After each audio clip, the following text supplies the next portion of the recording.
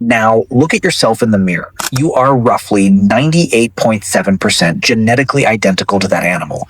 You share the same basic body plan, the same major organs, the same fundamental biology, and yet one of you is covered head to toe in thick, dense fur, and the other one is standing in a bathroom mirror with hair that only grows on top of their head, grows indefinitely, comes in somewhere between 2 and 30 different textures depending on the person, requires specialized products, changes color over a lifetime, and has somehow become the subject of entire industries, billions of dollars in annual commerce, and more than a few existential crises. How did that happen? Of all the ways that humans are physically different from every other primate, the bipedalism, the massive brain, the whites of the eyes, our hair situation might be the strangest. Not just that we lost our body fur, which is bizarre enough on its own, but what replaced it? The decision, evolutionarily speaking, to keep growing long, flowing, completely unself-maintaining hair on top of the skull and nowhere else. To produce dozens of distinct textures across different populations. To keep the follicles across the whole body but miniaturize most of them into barely visible wisps. To give head hair a growth cycle so open-ended that, if you never cut it, it would eventually drag on the ground behind you. No other primate does any of this. No other mammal really does the specific combination of things that human hair does. And the contrast isn't subtle. A gorilla has the same approximate number of hair follicles per square centimeter of skin as a human does. That fact should stop you cold. We have just as many follicles, they just produce something very different. The gorilla's follicles are producing thick, dark, dense fur across its entire body. The human's follicles are producing nearly invisible vellus hairs everywhere except the scalp, the armpits, and a few other locations where something closer to terminal hair persists. Same follicle count, completely different output. That difference is the product of millions of years of evolutionary pressure reshaping what those follicles decide to produce. So what is going on? Why is human hair so different? The answer involves thermoregulation, brain size, a savanna, a very bad time for lice. The possibility that tightly curled hair may be one of the most elegant pieces of biological engineering in the entire human body, and a growth cycle so unusual it has given rise to an entire global industry dedicated to managing its consequences. Let's start with the most obvious question, which is also the one with the most interesting answer. Why did we lose our fur? Every other great ape is covered in it. Gorillas, chimpanzees, orangutans, bonobos, dense, coarse fur across the entire body. The kind of coat that keeps you warm in the forest canopy, protects you from the elements, and requires zero maintenance beyond the occasional grooming session with a friend. It works. It has worked for millions of years, and at some point in our evolutionary lineage, probably between 1 and 2 million years ago, around the time Homo erectus was emerging and beginning to range across Africa, our ancestors stopped having it. The leading explanation is thermoregulation, and it's elegant once you understand the full picture. Around that period in our evolution, something important was happening.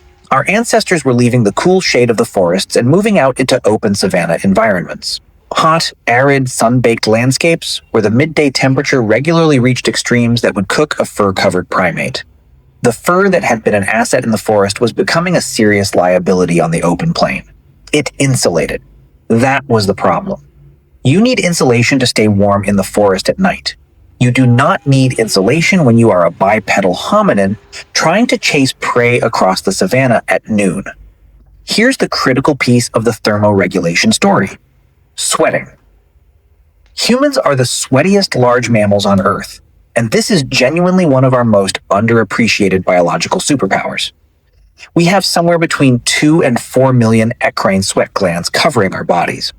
No other primate comes close to that density. We sweat on our foreheads, our backs, our limbs, our torsos, and sweat is, chemically speaking, a brilliant cooling mechanism. As it evaporates from the skin surface, it carries heat away with remarkable efficiency.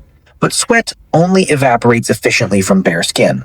On fur, it gets trapped, wicks through the dense fibers, sits there, and evaporates slowly and inefficiently, like trying to cool down through a wool sweater. Losing the fur allowed our sweat glands to operate at full capacity, giving us a thermoregulatory system that could sustain intense physical activity in extreme heat for hours at a time, far longer than virtually any other large animal on the savanna. This is not a trivial advantage. The persistence hunting hypothesis, the idea that early humans ran prey animals to exhaustion over long distances in the midday heat, depends entirely on this combination of naked skin and prolific sweating. A zebra or an antelope can outrun a human in a sprint by enormous margins. No contest. But a zebra is covered in fur and can only dissipate heat through panting, which is inefficient and requires stopping. A human can sweat continuously while running, maintaining a stable core temperature through sustained exertion. Over several hours of relentless pursuit in the midday sun, the heat-tolerant naked ape wins. The prey animal eventually collapses from heat exhaustion while the human is still moving, and then the human walks up and eats it. We hunted through our thermoregulatory superiority. Our nakedness was, in a very direct sense, a weapon. There are competing theories worth knowing about because the story of why we lost our fur is genuinely not completely settled science. The ectoparasite hypothesis, proposed by evolutionary biologist Mark Pagel and Walter Bodmer, suggests that body hair loss was driven at least partly by the need to reduce the habitat available to lice, ticks, mites, and other parasites that colonize fur and transmit disease. In this telling, being less hairy was a health advantage. Less surface area for parasites meant fewer infections, fewer pathogen transmissions, and better survival outcomes. Natural selection rewarded individuals who provided less real estate to things that were trying to use them as an apartment building. This theory also connects neatly to the evolution of dark skin. Strip the fur, expose the skin to UV radiation, and melanin becomes necessary as a UV filter. The sequence is biologically coherent. Lose the fur, evolve the skin protection in parallel. The aquatic ape hypothesis proposes something more dramatic, that human ancestors went through a semi-aquatic phase, wading into lakes and coastal waters to collect aquatic food sources, and that the pressures of an aquatic lifestyle drove hair loss, fur being useless insulation when wet and a drag on swimming efficiency. This theory has been enormously controversial and is not accepted by most paleoanthropologists, primarily because the fossil record provides essentially no support for a dedicated aquatic phase in our lineage. But it surfaces periodically in popular science discussions, and it explains certain other human characteristics, like our relatively thick subcutaneous fat layer and our instinctive comfort in water, in interesting ways.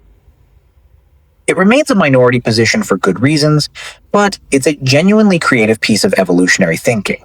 Whatever the precise cause, and it was almost certainly a combination of factors rather than a single decisive driver.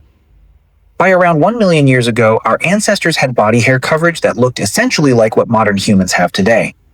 The follicles didn't disappear. The density stayed roughly the same as a comparable-sized primate, but the hairs those follicles produced shrank from thick, pigmented, functional fur fibers down to the barely visible, fine vellus hairs that cover most of your body. The machinery is still there, humming along. The output just quietly stopped producing anything of obvious consequence for most of the body's surface, except the head. And this is where things get genuinely interesting, because the head is where human hair makes its strangest and most distinctive evolutionary moves. Moves that no other mammal has made in quite the same way. While body fur was being reduced to near invisibility, head hair was going in the opposite direction. Not just retained, but actively kept dense, structurally maintained, and, in a move that has no real parallel in mammalian biology, given the ability to grow, indefinitely long. Every other mammal's fur has a genetically programmed growth cycle with a fixed terminal length. The fur grows to a certain point, stops, and stays there. That length is determined by the animal's biology and doesn't change. This is why dog fur is always roughly the same length on any given dog. It's why wolves don't need haircuts. It's why gorillas, despite having functional hair follicles all over their bodies, never develop hair long enough to interfere with their movement. Fur knows when to stop. Every mammal's fur has a built-in off switch that activates when the hair reaches its genetically predetermined terminal length and transitions the follicle into a resting phase. Human head hair doesn't have that switch.